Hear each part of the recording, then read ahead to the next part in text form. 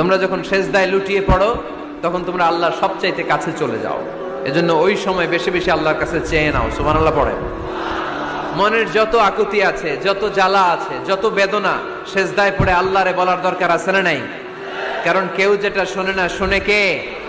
পরীক্ষায় ভালো করতে চান, সেজদায় লুটিয়ে পড়ে আল্লাহরে বলেন। নেককার স্ত্রী চান, সেজদায় পড়ে আল্লাহরে বলেন।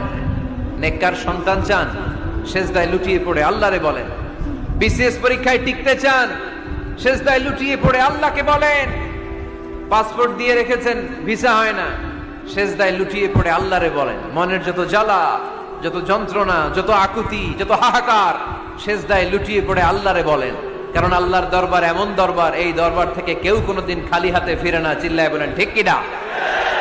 কেউ ফিরে না খালি হাতে আল্লাহরে তোর দরবারেতে, তাই না?